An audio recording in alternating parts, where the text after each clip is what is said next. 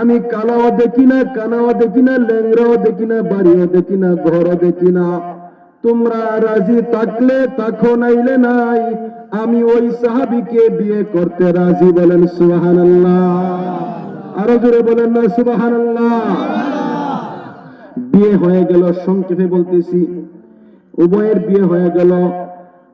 স্বামী স্ত্রী বিবাহ হওয়ার পরে একে অপরে যখন একটা সুন্দর মুহূর্ত তারা কাটাইবেন, কথাবার্তা বলতেছেন, একজন আরেকজনের সঙ্গে কুশল বিনিময় করতেছেন। রাত্র 12টা হয়ে গেছে। হঠাৎ করিয়া মদিনার অলিতে গলিতে একজন ঘোষক ঘোষণা করতেছে, ও মদিনার সাহাবায়ে কেরাম, তোমরা আর কেউ ঘুমায়া থাকিও না। আমাদের প্রিয় নবীজি, কলিজার টুকরা নবীকে হত্যা করার জন্য মক্কার বেঈমানেরা রাত্রে নবীজির জায়গায় এসে তারা আক্রমণ করতেছে। বলেন নাউজুবিল্লাহ। ও মক্কার বেঈমান কাফিররা আমার নবীকে মক্কায় থাকতে দেয় নাই। নবীকে নির্যাতন করতে করতে তারা মদিনায় পাঠায় দিছে। এখন তারা আবার ষড়যন্ত্র করিয়া নবীকে হত্যা করার জন্য মদিনায় চলে আসছে। তোমরা তাড়াতাড়ি চলে আসো, নবীকে রক্ষা করতে হবে। ওই ঘোষণাটা জুলাইবিবের কানে চলে গেছে। কানে যাওয়ার পরে জুলাইবিব সুন্দরী স্ত্রীকে রাখিয়া সে ঘর থেকে বাহির হয়ে যাইতেছে। স্ত্রী ডাক দিয়া বলে, আমার স্বামী, সবে মাত্র বিয়ে করলাম, তুমি এখনোই এত রাত্র আমাকে রাখিয়া কোথায় যাও? বলে, আমার স্ত্রী, আমার মহব্বত তোমার চাইতে আমার মহব্বত আমার নবীর দিকে বেশি। আমার নবীকে মক্কার বেঈমান কাফেররা হত্যা করার জন্য মদিনায় চলে আসছে। আমার সুন্দরী স্ত্রীর প্রয়োজন নাই। আমার নবীকে হত্যা করার জন্য মক্কার বেঈমান কাফেররা চলে আসছে। আমি যদি নবীর জন্য জীবন কুরবান দিতে পারি, আল্লাহ আমার জন্য এর চাইতে আরো বড় সুন্দরী হাজির করবেন। আরো জোরে বলেন না সুবহানাল্লাহ। হযরতে জুলাইবিব জিহাদের মধ্যে যাইয়া 60 জন বেঈমানকে কতল করে শহীদ হয়ে গেলেন। আল্লাহর রাসূল জিহাদের ময়দানে যাইয়া সমস্ত সাহাবাদের লাশগুলাকে কুশ কবর নিতেছেন। আল্লাহর রাসূল বলেন, আমার জুলাইবিবের লাশ কোথায়? সাহাবায়ে কেরাম বলেন, না, আমরা তো জুলাইবিবের লাশ দেখি নাই। আল্লাহর রাসূল বলেন, আমি নিজে জুলাইবিবের লাশ খুঁজবো। বলেন সুবহানাল্লাহ। আল্লাহর রাসূল খুঁজতে খুঁজতে দেখেন 7টা বড় বড় কাফেরের তলে হযরত জুলাইবিবের লাশ পড়ে আছে, রক্ত মাখা, মুখের মধ্যে বালু। বলেন সুবহানাল্লাহ। আল্লাহর রাসূল জুলাইবিবকে নিজের উরুতের মধ্যে রাখলেন। রাখার পরে মুখটাকে এইভাবে পরিষ্কার করতেছেন আর পরিষ্কার করতেছেন। আল্লাহর রাসূল সাহাবায়ে কেরামদেরকে জানায় দিলেন, ও আমার সাহাবায়ে কেরামের দলেরা, তোমরা অন্যান্য শহীদের লাশগুলাকে তোমরা নিজেরা দাফন দাও, আর জুলাইবিবের লাশকে আমি নবী নিজেই দাফন দিব। বলেন সুবহানাল্লাহ। কিছুক্ষণ পরে দেখা যায় নবীজি জুলাইবিবের চেহারাটাকে একটু ঘুরিয়ে দিলেন। সাহাবায়ে কেরাম আরজ করলেন, ইয়া রাসূলুল্লাহ, আপনি চেহারা ঘুরিয়ে দিলেন কেন? আল্লাহর রাসূল জানায় দিলেন, ও সাহাবায়ে কেরামের দলেরা, আল্লাহ তাআলা জুলাইবিবের উপর এত খুশি হয়ে গেছেন, আসমানের হুর পরীরা জুলাইবিবের কাছে চলে আসছে। আল্লাহর রাসূল জুলাইবিবকে লাশের মধ্যে ধরিয়া কবরের মধ্যে রাখলেন। রাখার পরে বলতেছেন, ও আল্লাহ, জুলাইবিব আমার জন্য, আপনার জন্য কুরবান হয়ে গেছে, আমিও তার হয়ে গেছি, আমি তার বন্ধু হয়ে গেছি। আল্লাহ, আপনি তাকে ক্ষমা করিয়া দাও। হযরতে জিবরাইল আমিন আসমান থেকে নেমে আসলেন।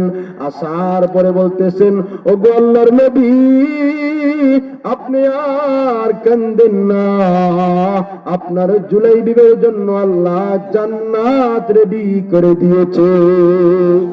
আরো জোরে বলেন না সুবহানাল্লাহ। সম্মানিত প্রিয় হাজিরিন, আজকে যে আলোচনাটি আমি আপনাদের সামনে করতেছি, আল্লাহ পাক সূরা আনফালের মধ্যে গুরুত্বপূর্ণ 3টা বিষয় উল্লেখ করেন। وإذ يمكر بك الذين كفروا ليثبتوك أو يقتلوك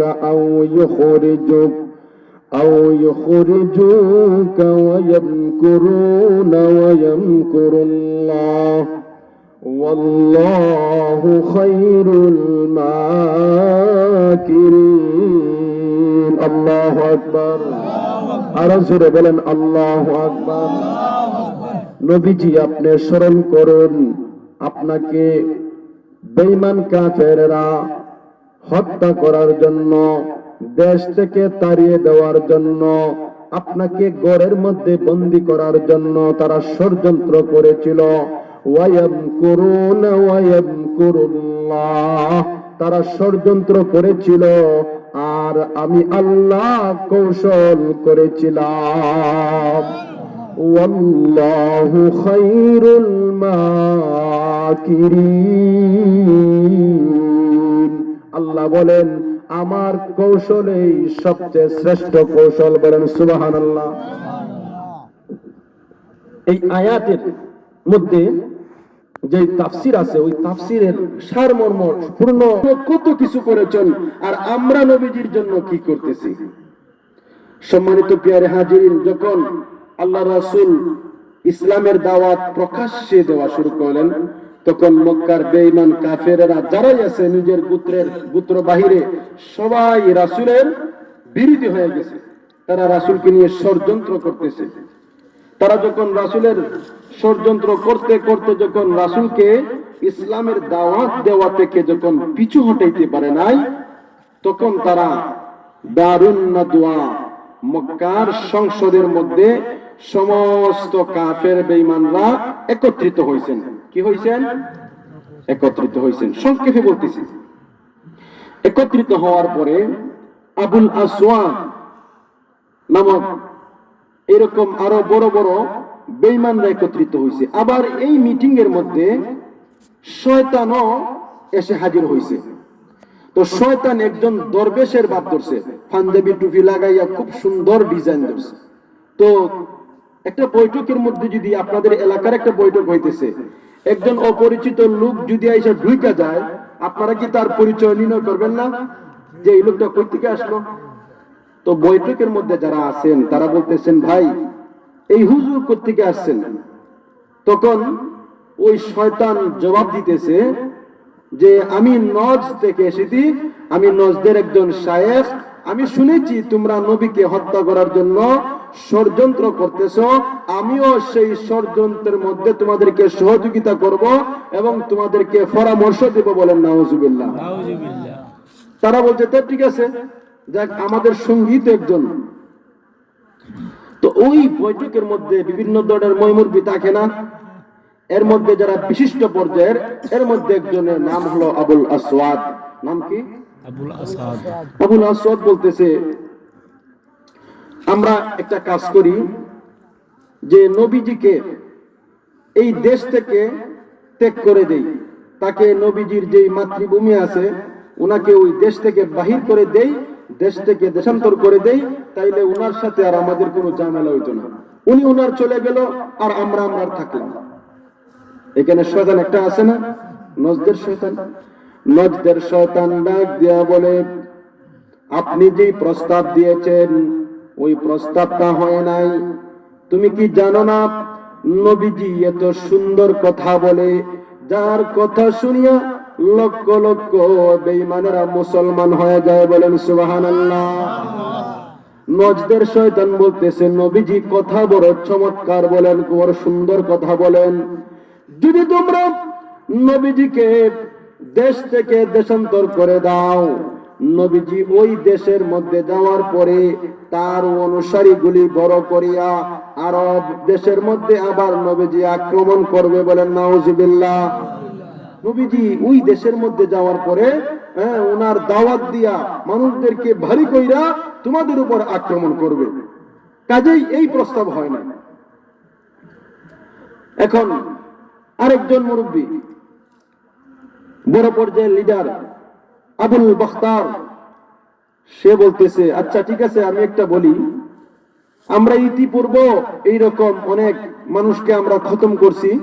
সেটা হলো আমরা নবীজিকে একটা গড়ের মধ্যে বন্দি করব, করার পরে নবীজির শরীরকে একটা পাথরের মধ্যে বাঁধবো, বলেন নাউজুবিল্লাহ। তারপরে বাহির থেকে আমরা দরজা তালা মেরে দিব।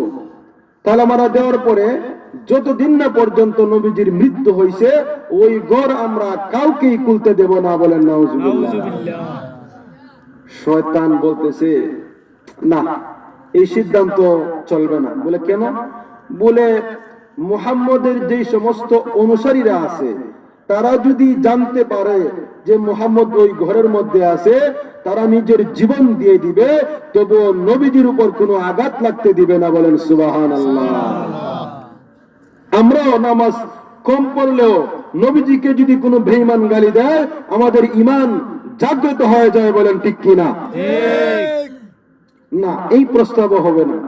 কারণ যদি তারা জানে, তারা নিজের জান প্রাণ দিয়ে হলো নবীজিকে ওই আবদ্ধ ঘর থেকে তারা ছুটাই নিব। কিটা করবো?